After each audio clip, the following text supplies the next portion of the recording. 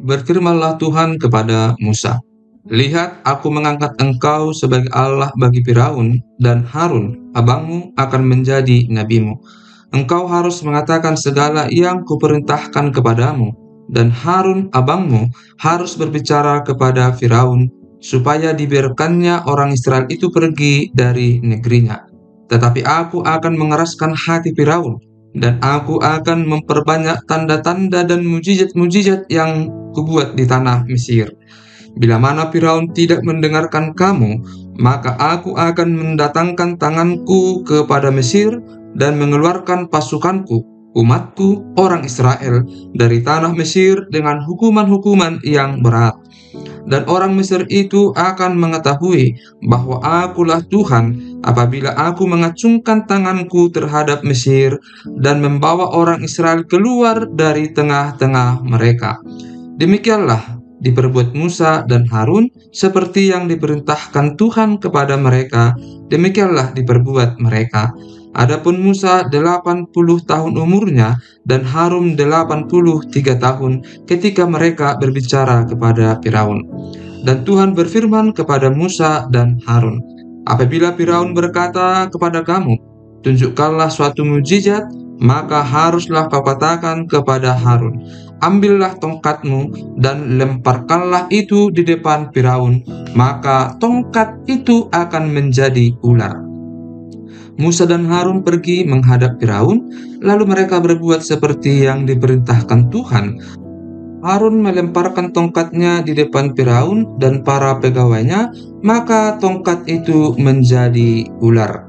Kemudian Firaun pun memanggil orang-orang berilmu dan ahli-ahli sihir, dan mereka pun, ahli-ahli sihir itu, membuat yang demikian juga dengan ilmu mantra mereka. Masing-masing mereka melemparkan tongkatnya, dan tongkat-tongkat itu menjadi ular, tetapi tongkat Harun menelan tongkat-tongkat mereka. Tetapi hati Firaun berkeras, sehingga tidak mau mendengarkan mereka keduanya, seperti yang telah difirmankan Tuhan. Itulah pertama, air menjadi darah. Berfirmanlah Tuhan kepada Musa, "Firaun berkeras hati, ia menolak membiarkan bangsa itu pergi. Pergilah kepada Firaun pada waktu pagi, pada waktu biasanya ia keluar ke sungai. Nantikanlah dia di tepi sungai Nil dengan memegang di tanganmu tongkat yang tadinya berubah menjadi ular. Dan katakanlah kepadanya, 'Tuhan, Allah orang Ibrani, telah mengutus aku kepadamu untuk mengatakan, biarkanlah umatku pergi, supaya mereka beribadah kepadaku di padang gurun. Meskipun begitu, sampai sekarang engkau tidak mau mendengarkan. Sebab itu, beginilah firman Tuhan. Dari hal yang berikut akan kau ketahui bahwa akulah Tuhan. Lihat, dengan tongkat yang di tanganku ini akan kupukul air yang di sungai Nil, dan air itu akan berubah menjadi darah, dan ikan yang dalam sungai Nil akan mati, sehingga sungai Nil akan berbau busuk, maka orang Mesir akan segan meminum air dari sungai Nil ini." Tuhan berfirman kepada Musa, "Katakanlah kepada Harun, ambillah tongkatmu, ulurkanlah tanganmu ke atas segala air orang Mesir, ke atas sungai, selokan, kolam, dan ke atas segala kumpulan air yang ada pada mereka, supaya semuanya menjadi darah. Dan akan ada darah di seluruh tanah Mesir, bahkan dalam wadah kayu dan wadah batu." Demikianlah Musa dan Harun berbuat seperti yang difirmankan Tuhan. Diangkatnya tongkat itu dan dipukulkannya kepada air yang di sungai Nil, di depan mata Firaun dan pegawai-pegawainya. Maka seluruh air yang di sungai Nil berubah menjadi darah. Matilah ikan di sungai Nil, sehingga sungai Nil itu berbau busuk, dan orang Mesir tidak dapat meminum air dari sungai Nil, dan di seluruh tanah Mesir ada darah. Tetapi para ahli Mesir membuat yang demikian juga dengan ilmu-ilmu mantra mereka, sehingga hati Firaun berkeras, dan ia tidak mau mendengarkan mereka keduanya seperti yang telah difirmankan Tuhan. Firaun berpaling, lalu masuk ke istananya dan tidak mau memperhatikan hal itu juga. Tetapi semua orang Mesir menggali-gali di sekitar sungai Nil mencari air untuk diminum, sebab mereka tidak dapat meminum air sungai Nil. Demikianlah genap 7 hari berlalu setelah Tuhan menulahi sungai Nil. Itulah kedua katak. Berfirmanlah Tuhan kepada Musa, "Pergilah menghadap Firaun dan katakan kepadanya, beginilah firman Tuhan, biarkanlah umatku pergi, supaya mereka beribadah kepadaku.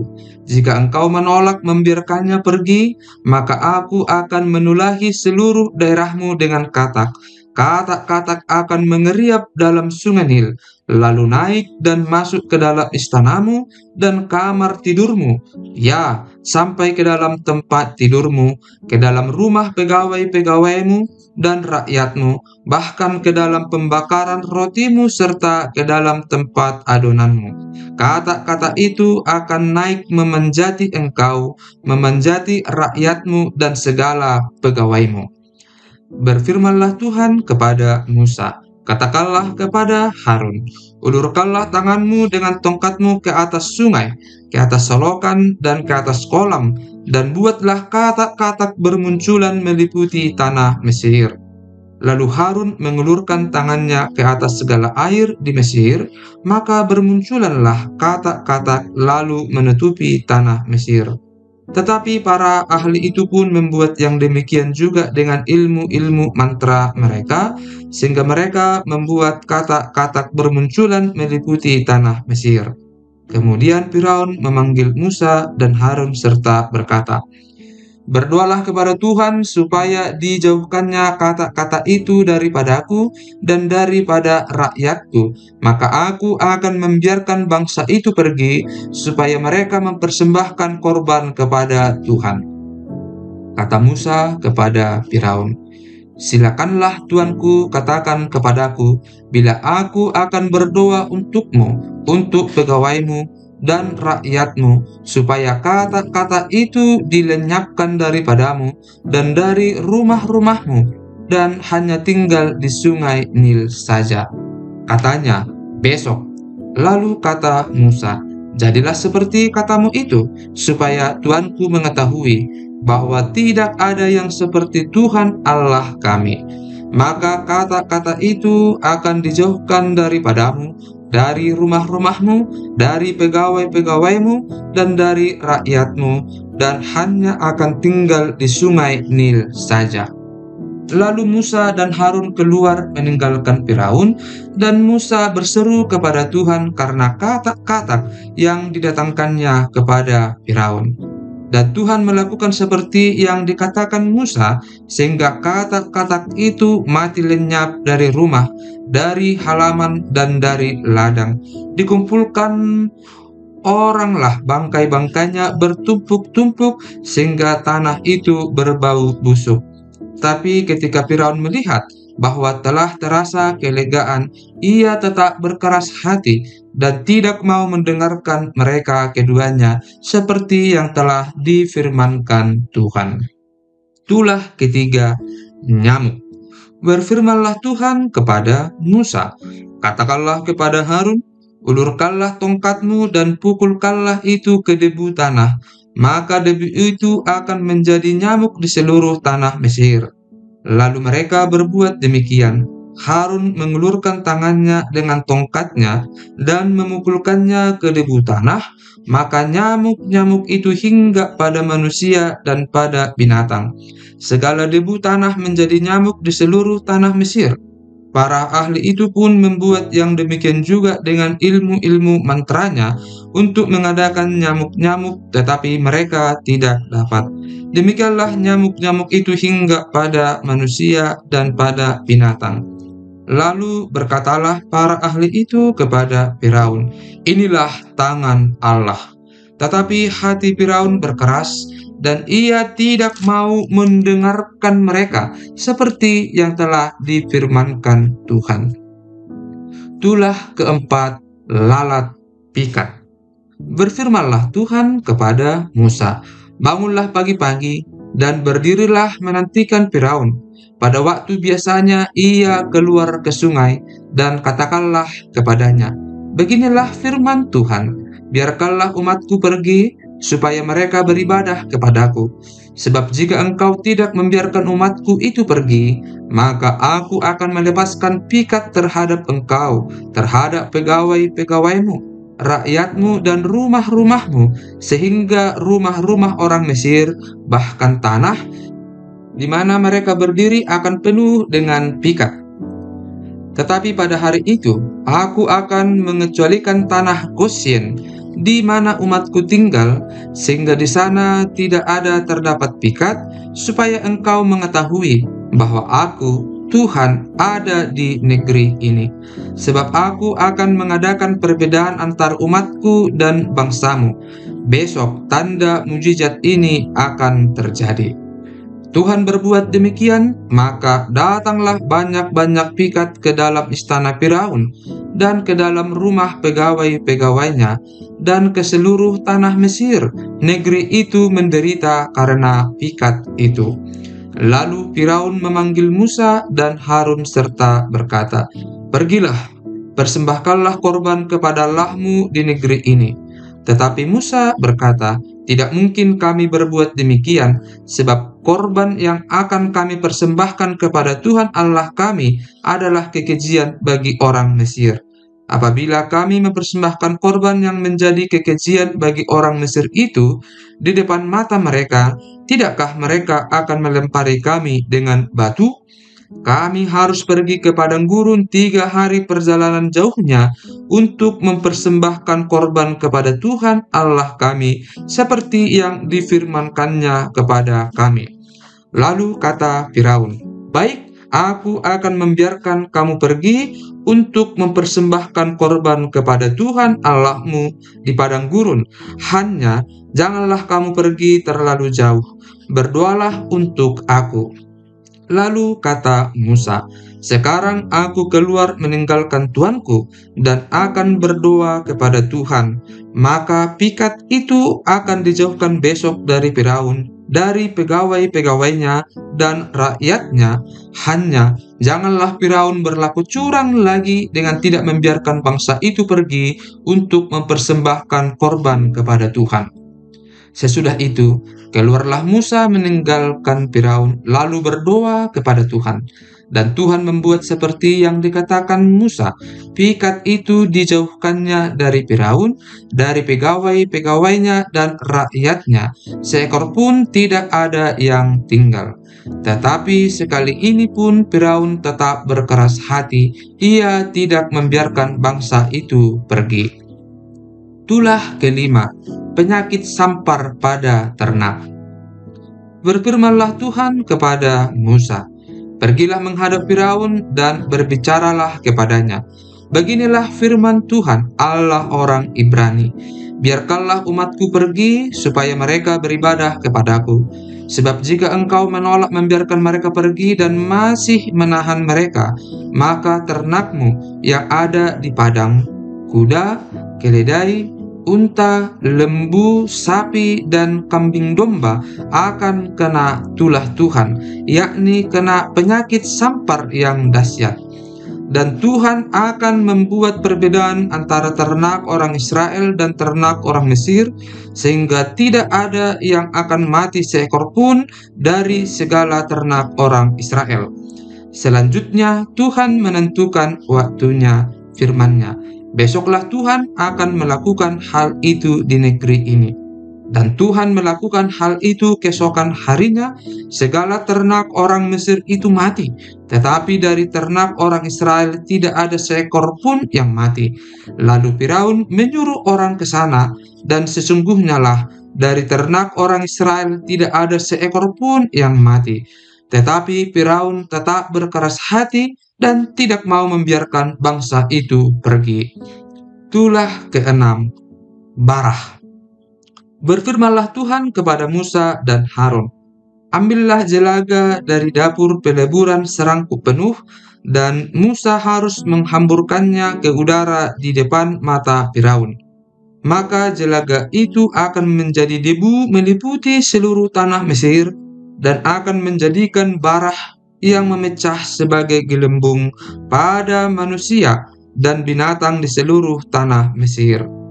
Lalu mereka mengambil jelaga dari dapur peleburan dan berdiri di depan Firaun.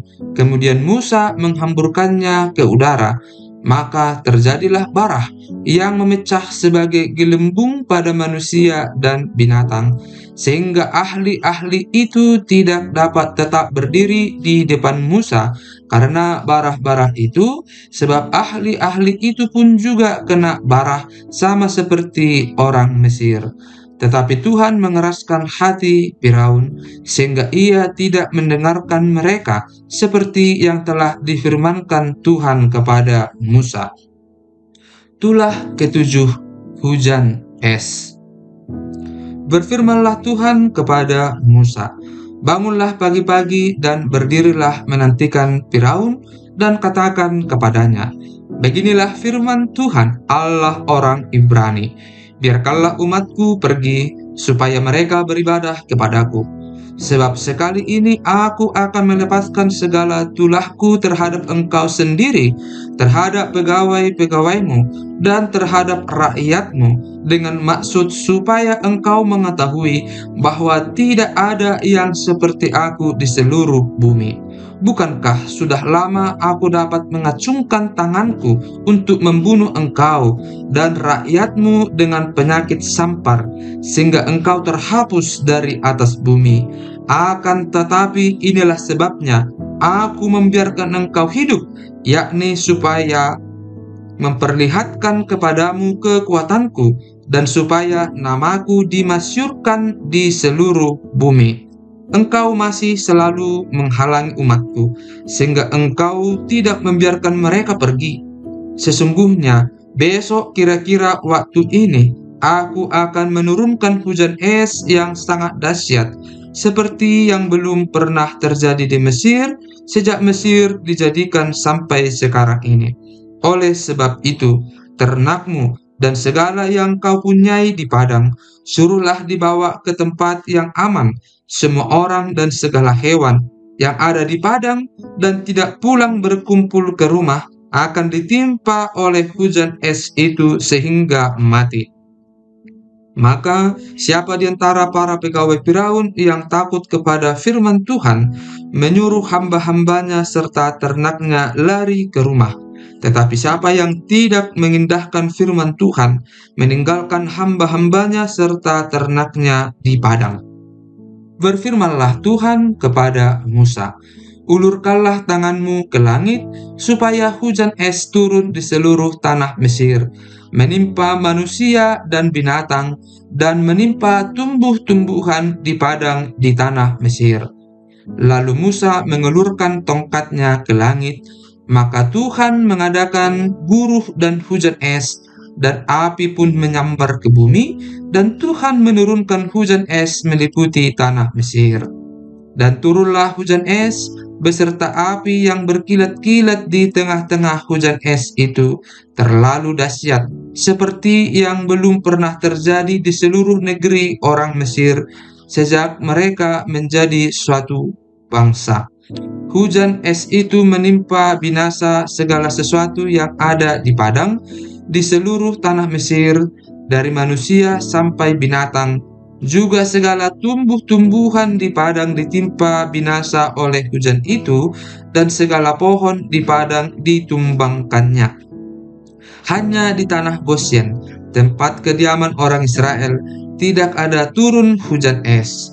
Lalu Firaun menyuruh memanggil Musa dan Harun serta berkata kepada mereka, "Aku telah berdosa sekali ini.